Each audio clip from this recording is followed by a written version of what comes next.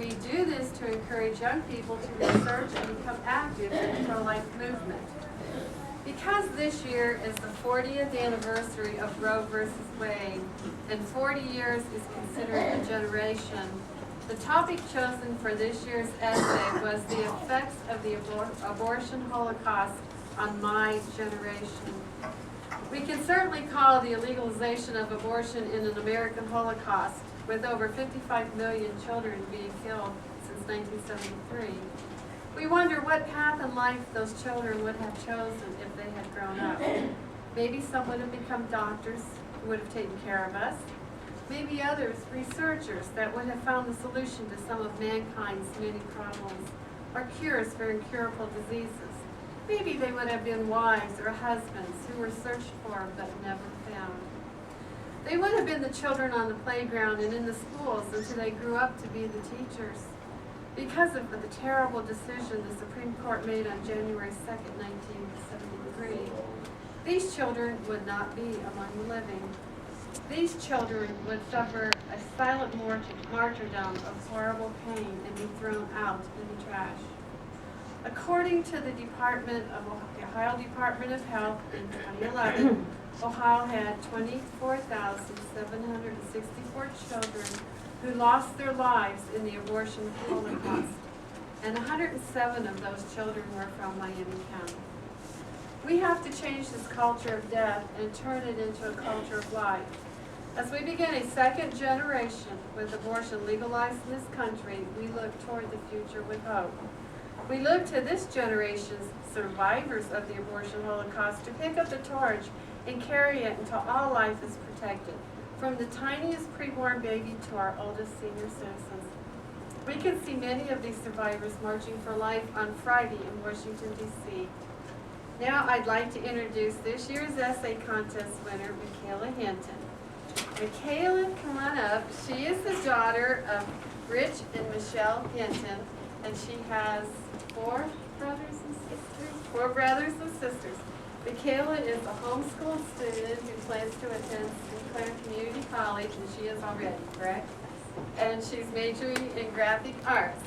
We're encouraged that Micaela will be a pro-life presence on her hometown campus and possibly use her graphic arts degree to show others that life is a beautiful choice. Micaela, it's all yours.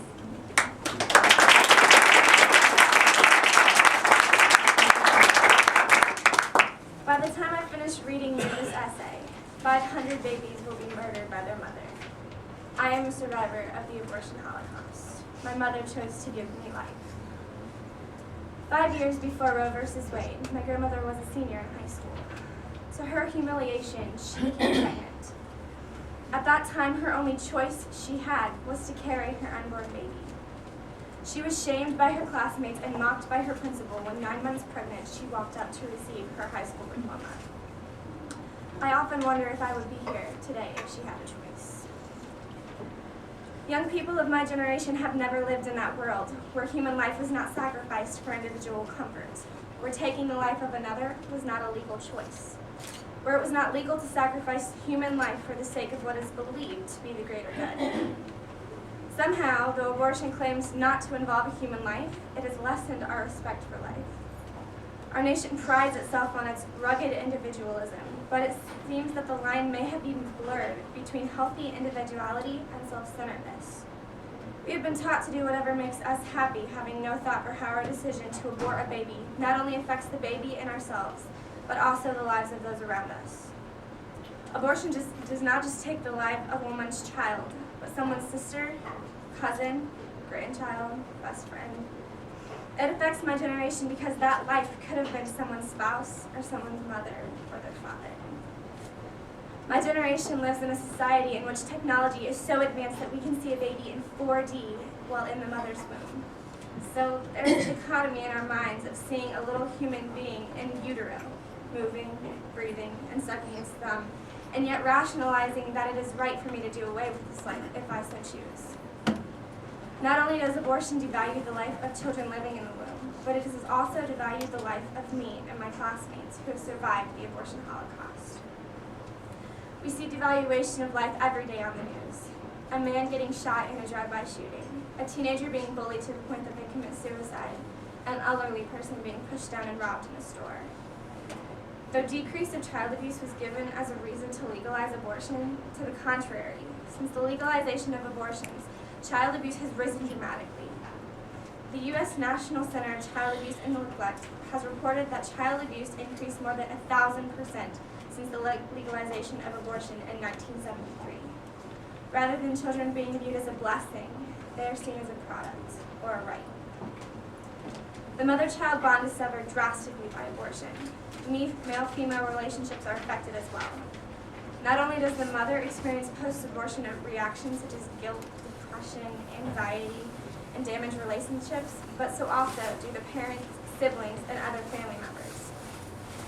As Mother Teresa so wisely stated, the so-called right to abortion has pitted mothers against their children and women against men.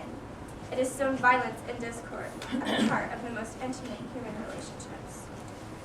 In addition, if a woman who has had an abortion decides to have her children later in life, she most likely will find it extremely hard to connect with her children because of the guilt of previously having an abortion. In addition to the many publicized physical effects of abortion, there are many immeasurable psychological side effects. The effects of emotional turmoil resulting from an abortion procedure will leak out into all relationships touching that woman's life, including yours and mine. We have been handed down the idea that sex outside of marriage is all right as long as it's protected sex, but abortion offers the excuse to have unsafe sex. Growing up during the abortion holocaust has taken away from the natural consequences of accepting responsibilities for our actions. It has deprived us from doing that hard but right thing and thereby growing stronger in our character as an individual. Because abortion is waiting in the wings, we can conduct our sex lives without much thought to the responsibility. Because if we were to get pregnant, we could always abort, safely and easily, and all with our society's support. We have grown up with the accepted mindset that new life in the womb is a baby, unless it's not convenient. Then it's demoted to a fetus and expelled from human society. We have had whispered in our ear that the unborn are less than human, and therefore less worthy of life. We have been taught a lie. Hopefully, we do not believe it. My society is a disposable society. When we're done with the water bottle, we throw it away. If we don't want our food, it goes in the trash. If we don't want something rather than recycle it, we just get rid of it. And now we see the same thing happen with children. Sex outside of marriage is such a common circumstance today because there is a lack of commitment. If things get difficult in a relationship, instead of just working through things and trying to fix it, we'll just each other. If a woman becomes pregnant at the wrong time, if she can't afford it or does not want that responsibility, disposal of the child is now an option. Not only are material things thrown away, but now, so is the sanctity of human life. In all honesty, I cannot know the complete impact that the abortion holocaust has had on my generation because over 1/3 of my generation is missing. 1/3 of the children of my generation were aborted by their mother. That number is more than just simply a statistic. That number is a doctor who could have found the cure for cancer, another Mother Teresa who would have given love and homes to thousands of orphans, a leader who could have united our world. That means that over 50 million potential citizens are robbed of the chance to make a difference in our world. Differences we'll never know.